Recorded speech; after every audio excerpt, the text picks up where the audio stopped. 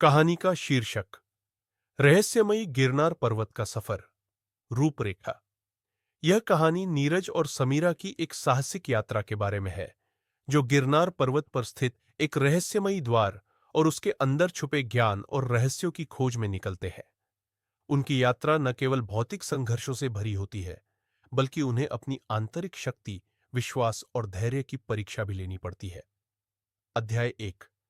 निमंत्रण और तैयारी। नीरज एक पुरातत्वविद था जो हमेशा ऐतिहासिक रहस्यों की खोज में रहता था।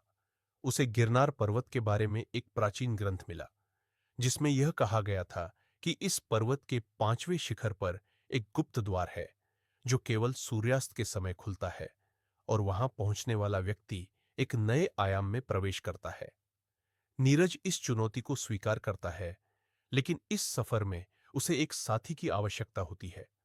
समीरा, एक इतिहासकार, उसकी सबसे अच्छी दोस्त और सहायक बनती है। दोनों मिलकर गिरनार पर्वत पर चढ़ाई की योजना बनाते हैं और यात्रा की तैयारी करते हैं। अध्याय 2। यात्रा की शुरुआत। नीरज और समीरा अपनी यात्रा की शुरुआत करते हैं। जैसे जैसे वे गिरनार पर्वत की ओर बढ़ते हैं, रास्ता कठिन और रहस्यमय होता जाता है। रास्ते में उन्हें कई अजीब घटनाएं घटती है। पहाड़ की ऊंचाई और रास्तों पर प्राचीन चिन्ह उन्हें और भी उलझाते हैं। एक रात वे एक पुरानी गुफा में शरण लेते हैं, जहां दीवारों पर अजीब नक्काशी और प्राचीन लिपि पाई जाती है। समीरा उसे पढ़ने की कोशिश करती है और पता चलता है कि यह एक चेतावनी है, जो कहती है, जो इस द्वार को खोजेगा वह न केवल बाहरी दुनिया का, बल्कि अपने भीतर के अंधेरे को भी देखेगा। अध्याय 3। रहस्यमयी रक्षक। जब नीरज और समीरा पर्वत के 5वें शिखर तक पहुंचते हैं, वे महसूस करते हैं कि वहां कुछ और ही है। मौसम अचानक खराब हो जाता है और उन्हें एहसास होता है कि यह कोई साधारण यात्रा नहीं है। वे एक अदृश्य शक्ति का सामना करते हैं, जो उन्हें आगे बढ़ने से रोकती है। यह शक्ति न केवल शारीरिक रूप से बाधाएं उत्पन्न करती है, बल्कि उन्हें मानसिक रूप से भी परखती है। नीरज और समीरा को अपनी आंतरिक डर और शंकाओं से जूझना पड़ता है। वे महसूस करते हैं कि यह शक्ति उन्हें केवल शारीरिक रूप से नहीं, बल्कि मानसिक और आत्मिक रूप से भी मजबूत करने की कोशिश कर रही है। अध्याय 4। द्वार का खुलना। सूर्यास्त के समय जैसे ही नीरज और समीरा सही मार्ग पर चलने का निर्णय लेते हैं, पर्वत की चोटी पर एक गुप्त द्वार प्रकट होता है। यह द्वार सुनहरी रोशनी से घिरा हुआ होता है और जैसे ही वे उसके पास पहुंचते हैं, एक अलग ही संसार की झलक दिखती है। यह संसार पूरी तरह से अलग है। वहां के पेड़, जीव और आकाश, सब कुछ अनोखा और रहस्यमय है।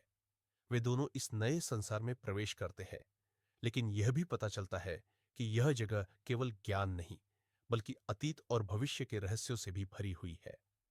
गिरनार पर्वत के रहस्यमयी द्वार से होकर नीरज और समीरा एक नए आयाम में प्रवेश करते हैं। यह जगह पूरी तरह से अलग है। न केवल यहाँ का वातावरण, बल्कि यहाँ का समय भी जैसे कुछ अजीब तरीके से बदल चुका हो। समीरा ने सबसे पहले एक गहरी सांस ली और कहा, यह कोई सपना तो नहीं है ना? नीरज की आंखें चौंक गई थीं। उनका दिल तेजी से धड़क रहा था, लेकिन वह संयम बनाए रखने की कोशिश कर रहे थे। नहीं समीरा, यह वास्तविक है। हम किसी और दुनिया में हैं। यह स्थान दिखने में बेहद खूबसूरत था। वहां हर दिशा में सुनहरे पेड़ और नीले आकाश का विस्तार था। लेकिन सबसे अजीब बात यह थी कि आसमान में कोई सूरज नहीं था। सिर्फ एक हल्की सी चमक थी, जैसे कि शाम का समय हो, लेकिन सूरज अस्त नहीं हुआ था। अचानक समीरा ने देखा कि कुछ पत्थरों पर अजीब सी नक्काशी थी, जैसे कोई प्राचीन लिपि। उसने ध्यान से उसे पढ़ने की कोशिश की और पाया, जो इस द्वार से भीतर प्रवेश करेगा वह न केवल बाहरी दुनिया का, बल्कि अपनी आत्मा का भी सामना करेगा। नीरज की आंखों में एक चमक आई। यह हमारा आत्मिक परीक्षण होगा समीरा। यह सिर्फ एक बाहरी यात्रा नहीं, बल्कि आंतरिक यात्रा भी होगी। अध्याय 6। भटकते रास्ते और खोई यादें। वे दोनों चलते रहे और जैसे जैसे वे आगे बढ़ते, रास्ता और भी रहस्यमयी होता गया। पेड़ों के बीच से एक ठंडी हवा चल रही थी, जो उनकी त्वचा को ठंडा करती थी, लेकिन फिर भी अंदर से वे जलते हुए महसूस कर रहे थे। ऐसा लग रहा था जैसे हर कदम उनके अंदर छुपी किसी गहरी डर को उकसा रहा हो। कुछ ही दूर जाने के बाद वे एक विशाल गुफा के सामने आ गए। गुफा के अंदर से एक हल्की सी रोशनी आ रही थी, जैसे कुछ अंदर से बुला रहा हो। दोनों अंदर चले गए। गुफा में प्रवेश करते ही एक असामान्य दृश्य उनकी आंखों के सामने था।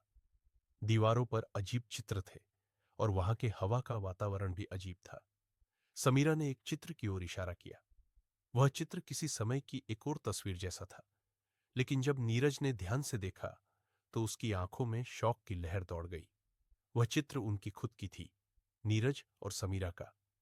यह यह हमारी तस्वीर है? नीरज ने चौंकते हुए पूछा। समीरा ने सिर झुका लिया। यह कोई सामान्य चित्र नहीं है।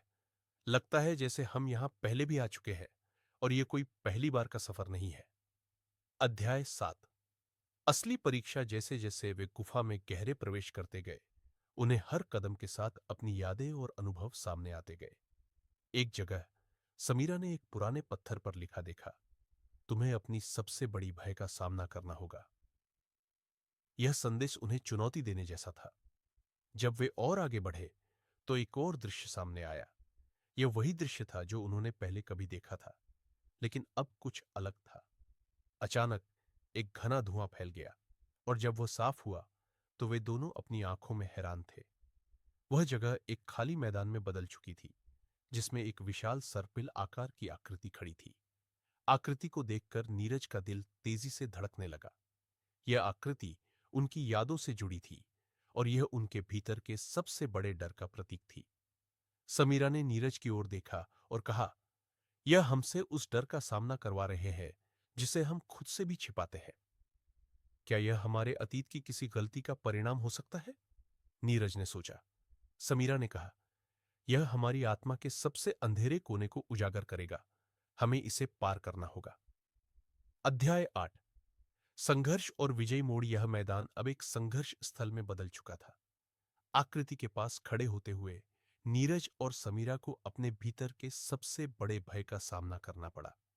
यह भय केवल उनके अतीत से नहीं, बल्कि उनके अस्तित्व के सबसे गहरे हिस्सों से जुड़ा था।